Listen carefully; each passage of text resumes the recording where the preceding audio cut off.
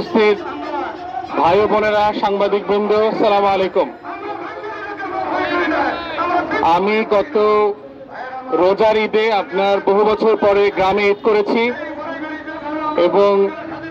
এই 5 দিন ঈদ উপলক্ষে বরিশাল 3 আসনের বাবুগঞ্জ মুলাদি অঞ্চলে থাকবার মধ্য দিয়ে আমি যেটা বুঝবার চেষ্টা করেছি যে আসলে শুধু বরিশালের একটা আসন না অথবা একটা অঞ্চল না, পুরো বরিশাল জেলা এবং বিভাগের সমস্যাগুলো আসলে কি কি, এবং সেই বাস্তবতায় আমরা যেটা বোঝার চেষ্টা করেছি এর অংশ হিসাবে স্থানীয় প্রশাসন যারা আছেন, টিএনও মহোদয়, থানার যারা ওসি মহোদয়রা আছেন, জেলার এসপি ডিসি মহোদয়, রেঞ্জের ডিআইজি, বিভাগীয় কমিশনার এবং স্থানীয় যে স্বাস্থ্য সেবা যারা প্রদান করছেন, বিভিন্ন উপজেলা স্বাস্থ্য কমপ্লেক্সের যারা দায়িত্বশীল নেতৃবৃন্দ আছেন, এলাকার যারা সাংবাদিক ভাই বোনরা আছেন, তাদের সাথে বসেছি, কথা বলবার চেষ্টা করেছি এবং দুঃখজনকভাবে আমরা যেটা জানতে পারলাম সেটা আসলে বাংলাদেশের পরিসংখ্যান ব্যুরো গত 2 বছর আগে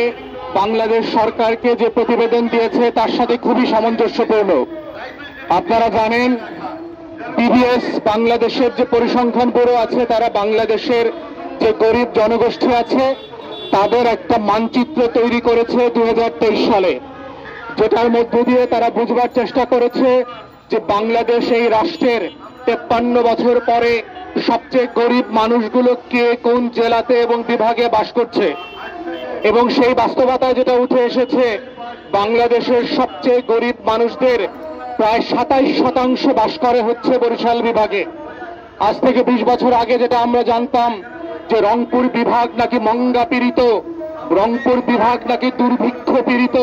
রংপুর বিভাগে নাকি মানুষ না খেয়ে দুর্ভিক্ষ অঞ্চলের মতো করে জীবনযাপন করে, কিন্তু আজকের পরিসংখ্যান বলছে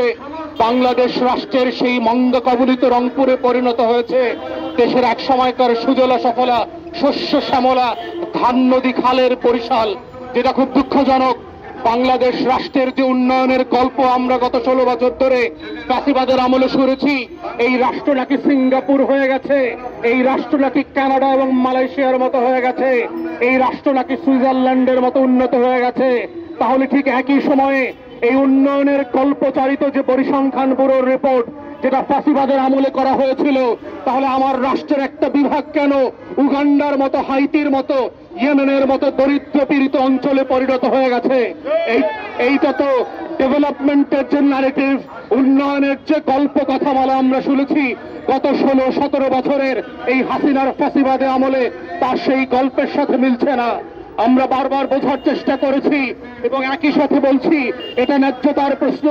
এটা জাতীয় রাজনীতিতে কোন বিভাগীয় রাজনীতির প্রশ্ন না, এটা হচ্ছে বাংলাদেশের ঠিক অন্যান্য বিভাগের সাথে ন্যায্যতার ভিত্তিতে, ইনসাফের ভিত্তিতে যেই ডেভেলপমেন্ট ওয়ার্ক হচ্ছে, প্রত্যেকটা বিভাগ এবং তার অঞ্চলের মানুষকে ন্যায্যতা এবং সমতার ভিত্তিতে কিভাবে দরিদ্র সীমা থেকে উঠিয়ে নিয়ে আসা যায়, কিভাবে নাগরিক আকারে বাংলাদেশ রাষ্ট্রের কোটি কোটি মানুষকে তার জীবনকে আরামদায়ক করা যায়, এটাই হচ্ছে বাংলাদেশ রাষ্ট্রের বাংলাদেশ 2 এর গণ অভ্যুত্থানের কথা।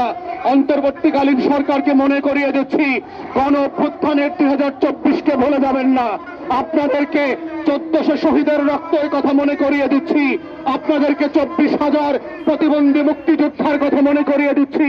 আপনাদেরকে গণ অভ্যুত্থানের 600 চোখ হারিয়ে যাওয়া বিপ্লবীদের কথা মনে করিয়ে দিচ্ছি। কাদের রক্তের উপরে দাঁড়িয়ে আপনারা ক্ষমতা এসছেন, ভুলে যাবেন না। বাংলাদেশের প্রত্যেকটা শহীদের রক্তের দাম একই রকম, সে বরিশালের শহীদ হোক,